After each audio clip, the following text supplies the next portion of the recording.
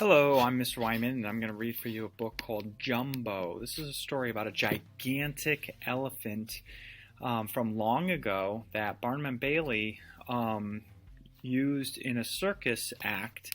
Also, this elephant was called Jumbo, but there's a Disney character called Dumbo, and I think it would be interesting to see the relationship between the two.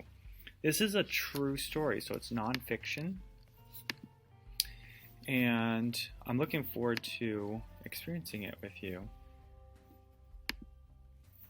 When he was only a baby, a tiny elephant was captured in the African jungle. An animal dealer bought him, then sold him to France's most elegant zoo, the Jardin des Plantes in Paris. I probably butchered those French words. The little fellow was neglected by keepers who didn't bother to feed and clean him properly.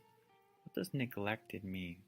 Well, here's a hint in the sentence. Didn't bother to feed and clean him properly.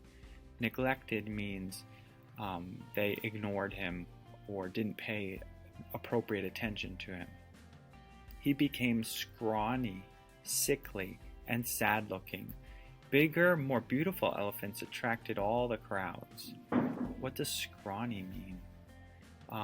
Well, scrawny, sickly, and sad-looking will be antonyms for bigger, beautiful, attractive elephants. Matthew Scott had been cleaning animal cages and feeding birds and beasts at the Royal Zoological Gardens in London, England for 20 years.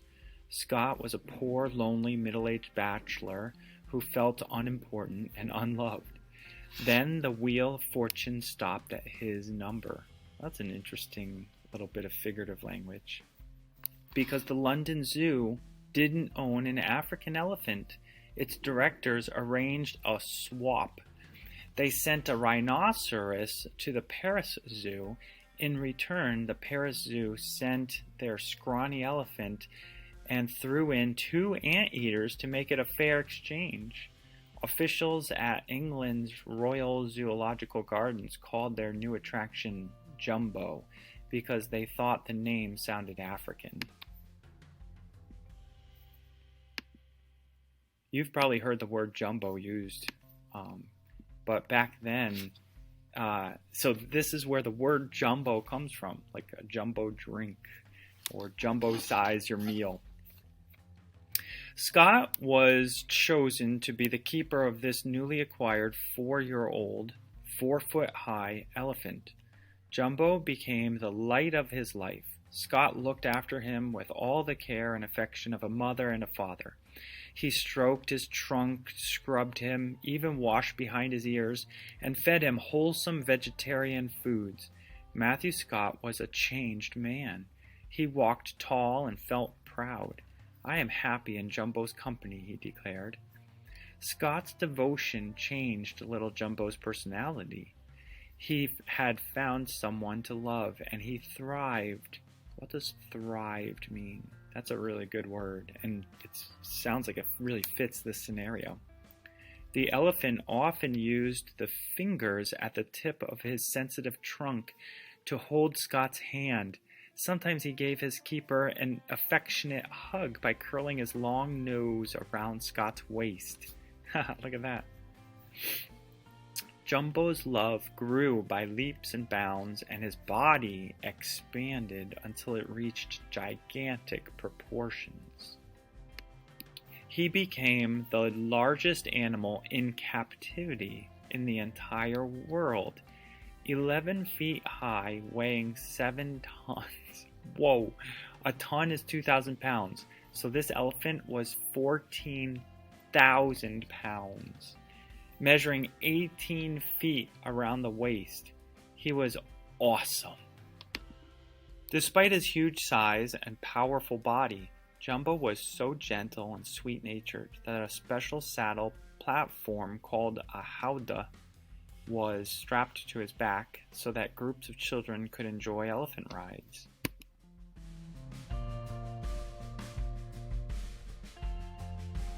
Thousands of visitors fed him treats. They marveled at the delicate, dainty way he accepted candies and bits of bread from their hands. For 17 years, Jumbo's home address was Royal Zoological Gardens, Regent's Park, London, England. The British looked upon him as one of their national treasures. However, when Jumbo reached the age of 21, the zoo's directors became very concerned. They worried because large bull elephants can be dangerous to people. Jumbo had already shown that he could go wild when Scott wasn't close by. At night, when his keeper was away, the big-eared, long-nosed giant had tantrums. He damaged his cage by banging his body against its walls, and he broke his huge tusks when he jammed them into its metal bars. The prospect of Jumbo's running amok in London was a nightmare. Keeping him seemed risky. Fortunately, America's most famous showman, Phineas T. Barnum, was anxious to own Jumbo. This great circus impresario had featured Constantine, the most tattooed person in the world, and Tom Thumb, the smallest midget in the world. He now wanted Jumbo, the largest animal in captivity.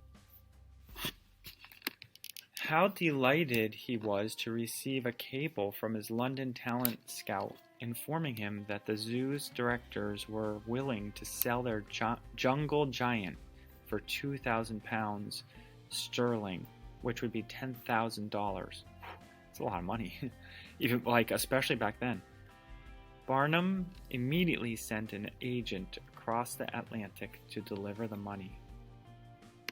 Newspaper reporters deplored the sale. The British were stunned. Queen Victoria was upset. The Prince of Wales expressed extreme displeasure. The sale of the nation's pet was criticized in the House of Commons. The United States ambassador stated at a banquet that the only burning question between England and America is Jumbo. Dinner parties were disturbed. Children and their parents sent hundreds of letters begging the government to buy back the elephant. Some of the zoo directors felt so awful that they brought the matter to court, hoping they could keep Jumbo. But Mr. Justice Chitty was sorry to say that he had no legal power to stop the sale. Jumbo's fate was sealed. England mourned. Barnum was ecstatic. His expert animal trainer, Elephant Bill Newman, sailed to England to bring back the elephant. Swaggering about, feeling very important, Newman was positive he could control and command any animal anywhere. I guess this would be that dude. To make the elephant more manageable, heavy chains were wrapped around his head and front legs. Elephant Bill prodded him with a steel hook. Then he tried to lure him with sugar buns, Jumbo's favorite food. It was useless. Jumbo was stubborn. He refused to budge. Elephant Bill was desperate. He was also embarrassed because he had to ask Scott, a lowly zoo attendant, for help. As soon as Scott took charge, Jumbo willingly walked to the zoo's entrance gate. But then he threw himself down on the pavement. He just lay there, trumpeting and groaning for one day and one night. Some newspaper reporters praised Jumbo as a great patriot who didn't want to leave England. Others declared that Jumbo couldn't bear to be separated from his sweetheart Alice, the elephant who lived next door. What a lie. Jumbo was not romantically interested in Alice. Finally, Scott was allowed to lead him back to his zoo home.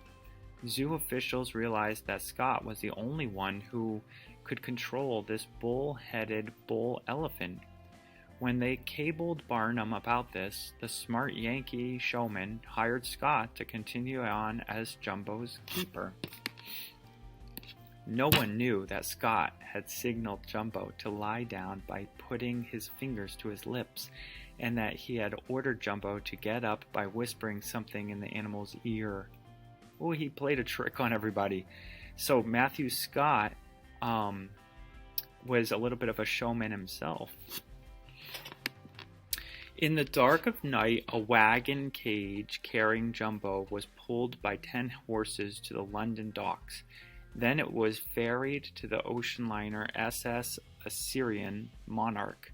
Scott was perched on a platform in front of the cage, holding Jumbo's trunk, so that neither he nor the elephant felt fear. The two were separated briefly when Jumbo was hoisted high in the air by steam crane and lowered onto the ship's deck.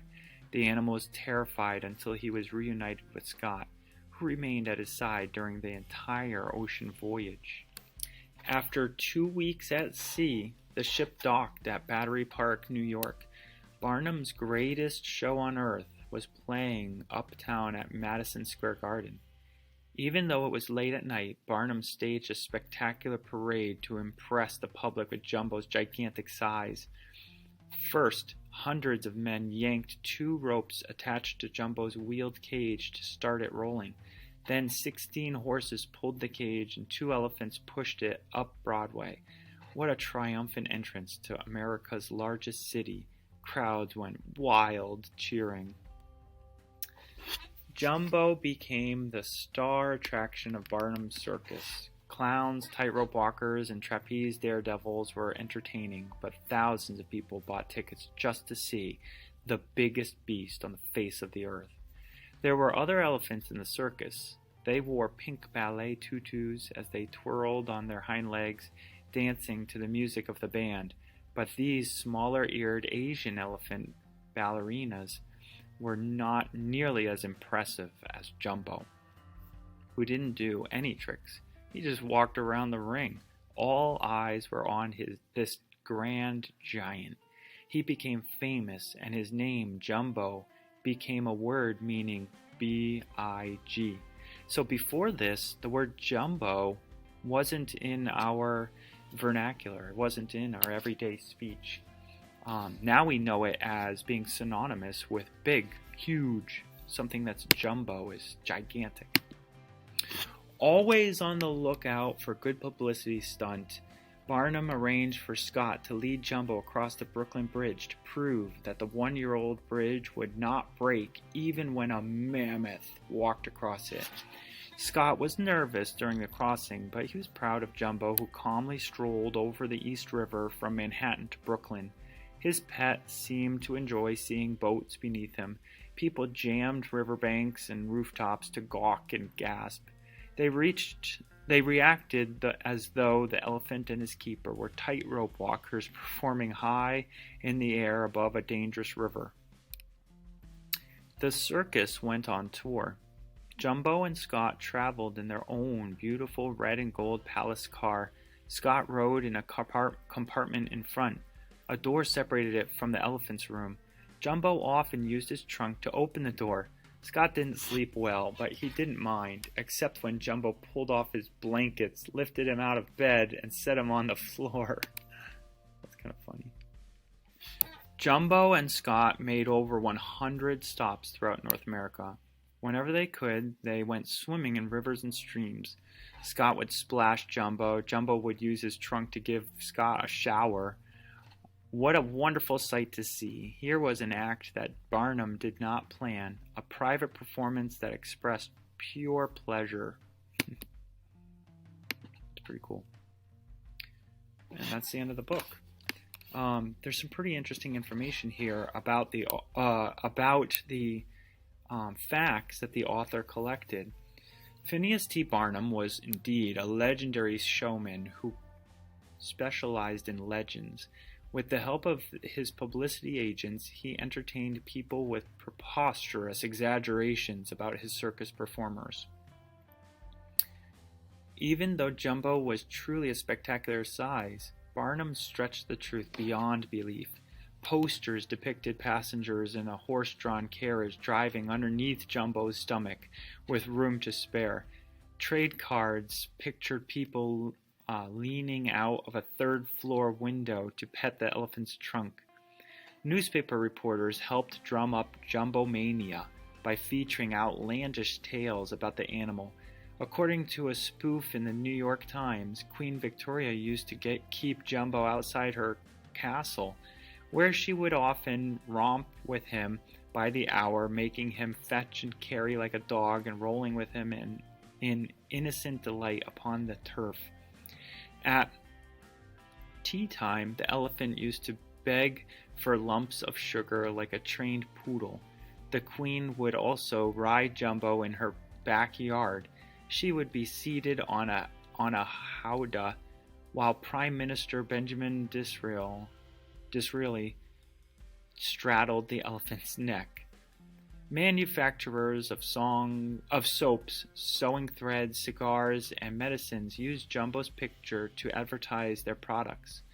Tradesmen sold jumbo-sized items such as bonnets, bracelets, fans, and perfumes for ladies, and canes, hats, and neckties for men. They have furnished free publicity for Barnum's star attraction and caused the name Jumbo to become an adjective meaning oversized. September 15, 1855, only 3.5 years after arriving in America, Jumbo was accidentally struck and killed by a train. The circus had just performed at St. Thomas, Ontario.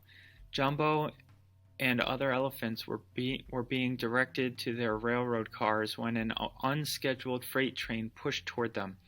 The other animals got out of the way in time. Scott shrieked, "Run, Jumbo, run!" The elephant set off as fast as he could, but he ran on the tracks. When the engine slammed into Jumbo, the locomotive and several cars of the freight train were derailed and demolished. That means destroyed. Jumbo's death made front-page news throughout the world. Reporters embellished the story. Some said that Jumbo had deliberately rammed the train because he viewed it as an enemy. Others adopted Barnum's creative fiction that Jumbo had heroically sacrificed his own life when he pulled a tiny elephant named Tom Thumb from the oncoming locomotive. In later years, Barnum donated Jumbo's skeleton to New York's American Museum of Natural History and the mounted hide, or his skin, to Tufts University in Massachusetts. The bones remain at the museum. The hide was destroyed by fire in 1975. After the accident, Scott's spirit was broken. For many years, he looked after small animals at the circus's winter quarters. During the 1900s, he was discharged. He died in the Bridgeport, Connecticut almshouse in 1914. About the research. Reconstructing the true story of Jumbo was a challenge because Barnum was a master at humbug. Extracting fact from fiction proved to be a jumbo job. I tried, but please understand, I was under the spell of the greatest showman on earth. I referred to newspaper articles that appeared in the New York Times and the Times of London from 1881 through 1885. I studied Barnum memorabilia at the Somers Historical Society of Somers, New York, and at the Lincoln Center Library of the Performing Arts and the New York Historical Society, both in New York City. I read the following, and here's a list of books. One of them I found pretty interesting was right here, Matthew Scott, autobiography of Matthew Scott, Jumbo's Keeper. So Matthew Scott actually wrote a book, an autobiography of his life, having been Jumbo's trainer. I hope you enjoyed reading the story Jumbo, a true story of the greatest or largest beast on Earth. Now, that would mean on land because the blue whale is much larger than Jumbo. It would be a few Jumbos. But I found it pretty interesting finding out where the word Jumbo comes from. And the next time you get a Jumbo drink or whatever Jumbo-sized thing you are ordering or buying, now you know where that word comes from. It didn't always exist. Jumbo the elephant brought it to us.